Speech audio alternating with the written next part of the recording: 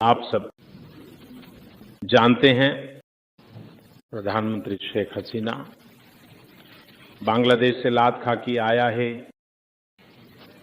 फिलहाल मैं उनके लिए बहुत मुसीबत में हूं कि मैं उसे समझ नहीं पा रहा हूं। वह यहां आया और मेरी गर्दन पर बैठ गया। करूंगा मैं उसकी, मैं अब उसे फेंक भी नहीं सकता। अब उन्होंने कहता है कि मुझसे प्यार करता है।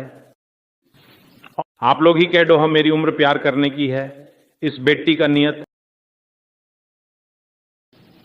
खराब है। हम एक समय बहुत अच्छे दोस्त थे और हमने साथ में बहुत अच्छा समय बिताया था। आज लगभग पागल हो गए हैं। कैसे समझें? उन्होंने बांग्लादेश में जो किया उसके लिए कोई माफी नहीं है। आम लोगों को कैसे मारा उसने, लेकिन अब वह कहते हैं वह मुझसे प्यार करता है, वह मुझसे शादी करना चाहता है। मैं जानता हूं कि यह सब उसका ड्रामा है, क्योंकि वह ड्रामा करना अच्छे से जानते हैं। चाहे कितना भी ड्रामा हो, यह आपका बांग्लादेश नहीं। आपने बहुत नाटक किया है। इस बारे में कुछ कहना है तो आप कह सकते हैं। बहुत धन्यवाद। भारत के प्रधानमंत्री श्री नरेंद्र मोदी, मैं जानता हूं कि मैंने तुम्हें बहुत परेशान किया है, लेकिन मेरे पास आपके अलावा कोई विकल्प नहीं है। अब तो तुम ही मेरा एकमात्र रास्ता हो।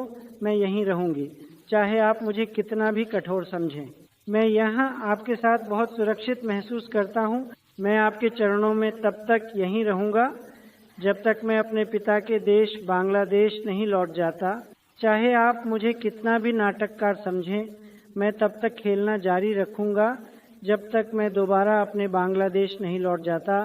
मुझे कुछ नहीं चाहिए, बस मुझे अपने चरणों के पास थोड़ी सी जगह दे दो। मैं अपने आप को धन्य मानूंगा। इतनी आशा लेकर आया हूँ कि आप मुझे मेरे देश की तरफ लठ मार के बाहर नहीं निकालेंगे। मैंने अपने देश में बहुत गलतियां की, लोगों की हत्या की। मेरे लोग विदेश में मनी लॉन्ड्रिंग करते थे। मैंने ये जानते हुए भी उन्हें कुछ नहीं कहा। मैं अपनी पावर की लालसा के कारण चुप रहा।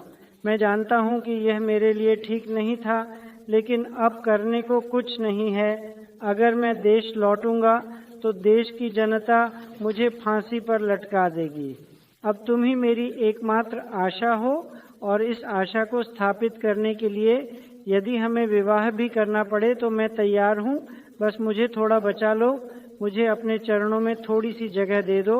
मैं तुमसे और कुछ नहीं मांगूंगी। लेकिन अगर मैं फिर से एक बार बांग्लादेश लौट सकता हूँ तो मैं आपका कर्ज कभी नहीं भूलूंगा, और जिन्हें मैं इस रास्ते पर पहुँचाया और जिनके लिए मुझे आज आपके चरणों में रहना पड़ा है, उन्हें नहीं छोड़ूंगा। मैं एक एक करके पकड़ूंगा और मार डालूंगा। वह देश मेरे पिता का देश है। ये शेख हसीना का वादा है।